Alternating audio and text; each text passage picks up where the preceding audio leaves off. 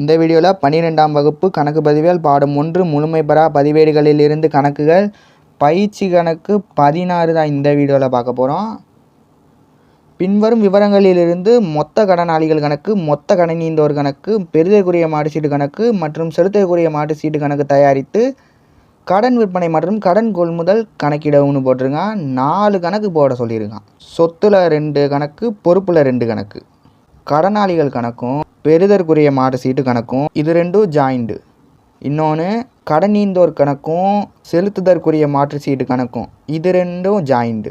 இப்போ நம்ம முதல்ல கடனாளி கணக்கும் பெறுதற்குரிய மாட்டு சீட்டு கணக்கும் போட்டுடலாம். அதே ஃபார்மேட்டு தான்.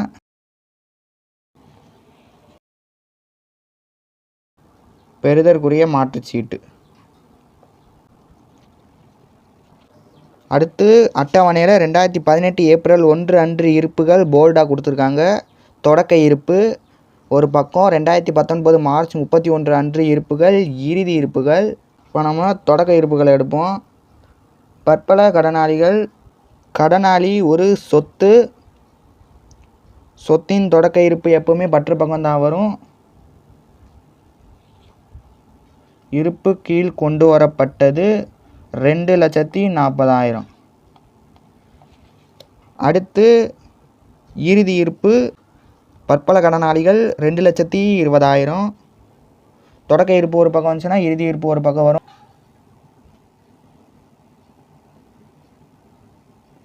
இருப்பு கீழ் இறக்கப்பட்டது 2,20,000. அடுத்து பெறுதற்குரிய மாட்டு சீட்டுக்கும் எழுதிக்கலாம். தொடக்க இருப்பு பெறுதற்குரிய மாட்டு சீட்டு 30,000.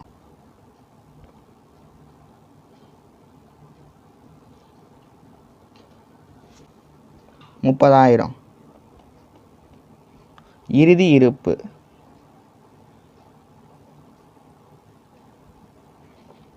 8,000. தொடக்கமும் இறுதி எழுதியாச்சு. அடுத்து பிற தகவல்கள். கடனாளியிடமிருந்து பெற்ற ரொக்கம் கடனாளி கணக்கில் வரும். தர வேண்டியவன்கிட்டருந்து வாங்கிட்டோம்னா அவனோட மதிப்பு குறையுது. இது ப்ளஸ்ஸு சைடு, இது மைனஸ் சைடு. நமக்கு யாராவது செலுத்தணும்னா இங்கிட்டு ப்ளஸ்ஸு, இது மைனஸ்ஸு. நம்ம யாருக்காவது செலுத்தணும்னா இங்கிட்டு மைனஸ்ஸு, இங்கிட்டு ப்ளஸ்ஸு. கடனாளியோட மதிப்பு குறையுது.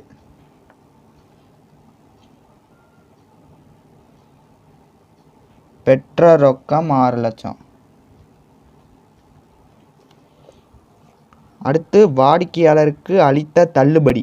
வாடிக்கையாளர்னால் நம்மள்ட்ட பொருளை வாங்கினவன். அப்போ நமக்கு அவன் கடனாளி.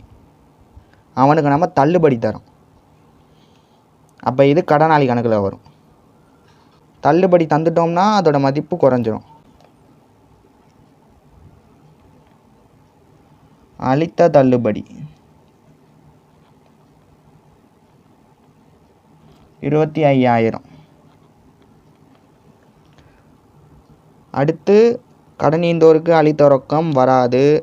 சரக்களித்தோரால் அளிக்கப்பட்ட தள்ளுபடி வராது. அடுத்து வாரா கடன். கடனை வாங்கினவே நமக்கு திருப்பி செலுத்தவே மாட்டான்.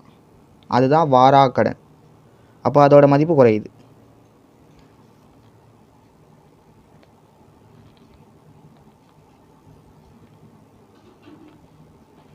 $16,000. அவ்வளோதான். கடனாளி கணக்கில் வர வேண்டிய எல்லாத்தையும் எடுத்து எழுதியாச்சு.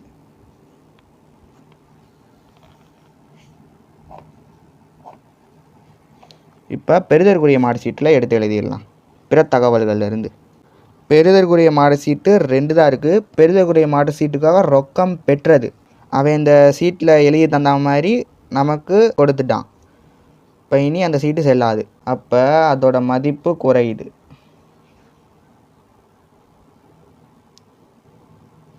ரொக்கம் பெற்றது 60,000.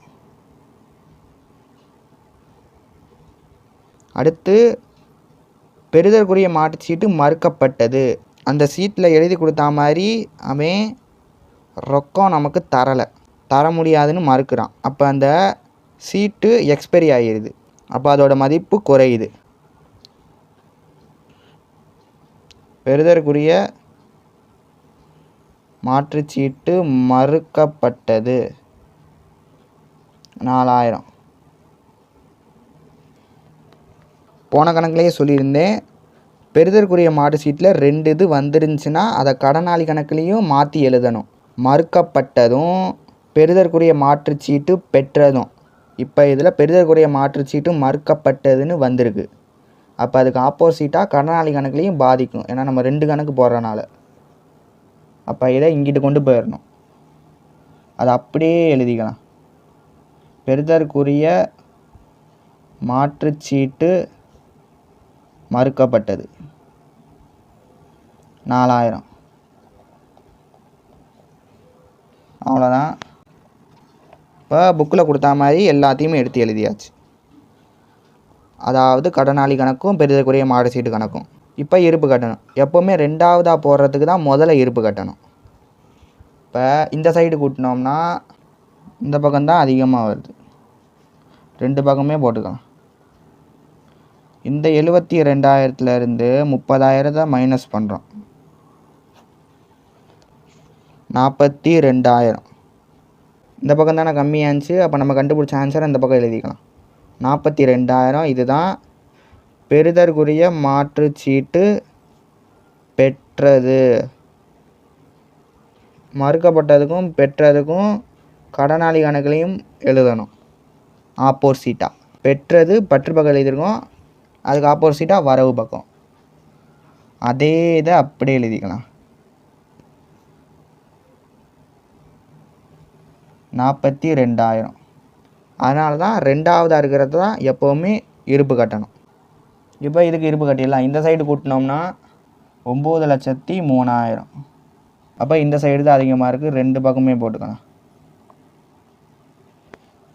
இந்த 9,03,000லேருந்து இந்த சைடு கூட்டினோம்னா 2,44,000 மைனஸ் பண்ணோம்னா 6,59,000. இந்த பக்கம் தான் கம்மியாக இருக்குது. எந்த பக்கம் கம்மியாக இருக்கோ அந்த பக்கம் தான் நம்ம கண்டுபிடிச்ச ஆன்சரை போடணும். அதை நல்லா ஞாபகம் வச்சுக்கோங்க. இந்த 6,59,000 தான் கடன் விற்பனை. கடன் விற்பனையை கண்டுபிடிச்சாச்சு. இது 2ம் சொத்து கணக்கு. அடுத்து கடனீந்தோர் கணக்கும் செலுத்தற்குரிய மாற்றுச்சீட்டும் பொறுப்பு கணக்கு போடணும். அடுத்து கடனீந்தோர் கணக்கு. அடுத்து செலுத்தற்குரிய மாற்றுச்சீட்டு கணக்கு. இப்போ நம்ம மற்றவங்களுக்கு செலுத்தணும். இப்போ நம்ம அடுத்தவங்களுக்கு செலுத்துறதுனால இங்கே மைனஸு இங்கே ப்ளஸ்ஸு போட்டுக்கலாம். இப்போ கடனீந்தோர் கணக்கை மட்டும் எடுப்போம். தொடக்க இருப்பு கடனீந்தோர் 1,20,000. கடனீந்தோர் ஒரு பொறுப்பு. பொறுப்பின் தொடக்க இருப்பு எப்போவுமே வரவு பக்கம்தான் வரும். இருப்பு கீழ் கொண்டு வரப்பட்டது 1,20,000. அடுத்து இறுதி இருப்பு, அதுக்கு ஆப்போசிட்டாக இருப்பு கீ 1,50,000.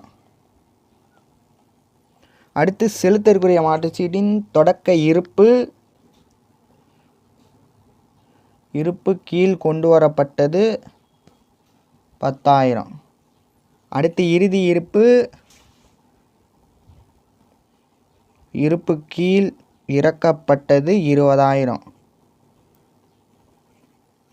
அவ்வளோதான். அடுத்து பிற தகவல்களுக்கு போயிடலாம். கடனீந்தோருக்கு அளித்த ரொக்கம். கடனீந்தோர் கணக்கில் எழுத சொல்கிறாங்க. கடனீந்தோருக்கு அளித்த ரொக்கம். ரொக்கம் கொடுக்குறோம், இப்போ அதோட மதிப்பு குறையுது. அளித்த ரொக்கம்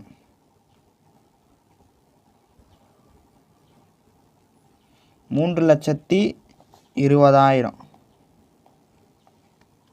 அடுத்து சரக்களித்தோரால் அளிக்கப்பட்ட தள்ளுபடி. நம்ம பொருளை வாங்கிக்கிட்டு கொடுத்தவன் தள்ளுபடி அளிக்கிறான். அப்போ நம்ம பொருளை வாங்குகிறோம். அப்போ அது கடனீந்தோர் கணக்கு. அவன் நமக்கு தள்ளுபடி தரான். அப்போ அதோட மதிப்பு குறையுது. அளித்த தள்ளுபடி 10,000. அடுத்து செலுத்தற்குரிய மாற்றுச்சீட்டுக்கு செலுத்தியரு. நம்ம சீட்டில் எழுதி அவன்கிட்ட போய் அந்த சீட்டை கொடுக்குறோம். அவன் சீட்டை எடுத்துகிட்டு வந்து நம்மள்ட்ட கேட்குறான், நீ குறிப்பிட்ட தேதி வந்துருச்சுன்ட்டு. இப்போ நம்ம குறிப்பிட்ட தேதிக்குள்ளே நம்ம அமௌண்ட்டை செலுத்திடுறோம். அடுத்து இனி அந்த சீட்டு செல்லாது. இப்போ நம்ம செலுத்தக்கூடிய மாட்டு சீட்டுக்கு செலுத்திடுறோம். இப்போ அதோட சீட்டோட மதிப்பு குறையுது. செலுத்தற்குரிய மாற்று சீட்டை செலுத்தற்குரிய இதில் எழுதிக்கலாம். 30,000. அடுத்து அவ்வளவுதான். இப்போ நம்ம இருப்பு கட்டிடலாம். இந்த சைடு தான் அதிகமாக இருக்குது, 50,000. ரெண்டு பக்கத்துக்குமே எடுத்து எழுதிக்கலாம். இந்த 50,000லேருந்து 10,000 போச்சுன்னா 40,000. இந்த சைடு தான் கம்மியாக இருக்குது. அப்போ இந்த சைடு எழுதிக்கலாம் 40,000. இந்த 40,000 தான் செலுத்தற்குரிய மாற்றுச்சீட்டு ஏற்கப்பட்டது. ஏன்னா நம்ம அவனுக்கு செலுத்துறனால அவனுக்கு ஏற்கப்பட்டது.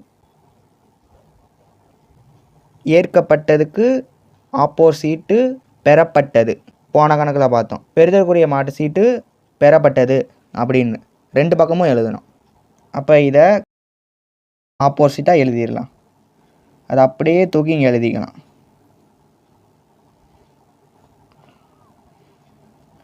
ஏற்கப்பட்டது.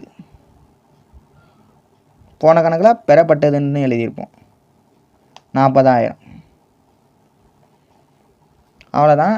இப்போ இதுக்கு இருப்பு கட்டிடலாம். இந்த சைடு கூட்டினோம்னா 5,20,000. இந்த சைடு தான் அதிகமாக இருக்குது, ரெண்டு சைடுமே போட்டு எழுதிக்கலாம். இந்த 5,20,000லேருந்து 1,20,000 மைனஸ் பண்ணோம்னா 4 லட்சம். இந்த சைடு தான் கம்மியாக இருக்குது. கம்மியாக இருக்கலக்கும் கண்டுபிடிச்ச ஆன்சரை எழுதிக்கலாம். இந்த 4 லட்சம் தான் கடன் கொள்முதல்.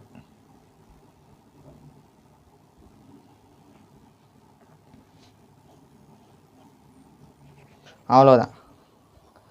கணக்கு இதோட முடிஞ்சு. இந்த கணக்கில் மறுக்கப்பட்டது கொடுக்கலை, செலுத்துக்குரிய மாட்டு சீட்டு ஏற்கப்பட்டது. அதை அப்படியே தூக்கி கடனாளி கணக்கில் ஆப்போசிட்டாக எழுதியாச்சு. இதே இங்கே செலுத்தக்கூடிய மாட்டு சீட்டு மறுக்கப்பட்டதுன்னா அதோட மதிப்பு குறையுதுன்னா இந்த பக்கம் எழுதிக்கலாம். அதுக்கு ஆப்போசிட்டாக மறுக்கப்பட்டது இங்கே வரவு பக்கம் எடுத்து எழுதிக்கலாம். அவ்வளோதான். இங்கே நமக்கு மறுக்கப்பட்டது கொடுக்கல, ஆனால் நம்ம ஒன்றை மட்டும் தூக்கி ஆப்போசிட்டாக எடுத்து எழுதியாச்சு.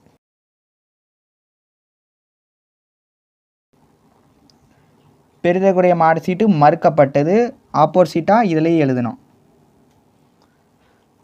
மறுக்கப்பட்டதுன்னா சீட்டை எடுத்துகிட்டு போய் அவன்கிட்ட கொடுக்குறீங்க, அவன் கொடுக்க முடியாதுன்னு மறுக்கிறான். அப்போ அவன் நம்மளுக்கு மேலும் மேலும் கடனாளியாகவே தெரியுவான். அவன் நம்மளோட கடனை திருப்பி செலுத்தாத வரையும் அவன் நமக்கு கடனாளி தான். அப்போ அவனோட மதிப்பு கூடுது, மேலும் மேலும் கடனாளி ஆகிக்கிட்டே போகிறான். கூடுறனால ப்ளஸ்ஸு பக்கம் எடுத்து எழுதியாச்சு மறுக்கப்பட்டதுன்னு. கணக்கில் கேட்ட மாதிரி கடனாளி கணக்கு, பெறுதற்குரிய மாட்டு சீட்டு கணக்கு, சொத்து கணக்கு போட்டாச்சு. கடன் ஈந்தோர் கணக்கு, செலுத்தற்குரிய மாட்டு சீட்டு, பொறுப்பு கணக்கும் போட்டாச்சு. மொத்த விற்பனை, மொத்த கொள்முதல் கண்டுபிடிங்கன்னு கொடுக்கல, அட்டவணையிலையும் கொடுக்கல. ரொக்க விற்பனையும் ரொக்க கொள்முதலும் அது கொடுத்துருந்தாங்கன்னா ரொக்க விற்பனையோட கடன் விற்பனையை கூட்டி கண்டுபிடிச்சிடலாம். கடன் கொள்முதலோட ரொக்க கொள்முதலை கூட்டி மொத்த கொள்முதலை கண்டுபிடிச்சிடலாம். அப்போ இதுதான் நம்ம கண்டுபிடிச்சதெல்லாம். இதோட இந்த வீடியோ முடிஞ்சு. இந்த வீடியோ பிடிச்சிருந்தா லைக் பண்ணுங்கள், கமெண்ட் பண்ணுங்கள், சப்ஸ்கிரைப் பண்ணி இணைந்திருங்க. தேங்க்ஸ் ஃபார் வாட்சிங்.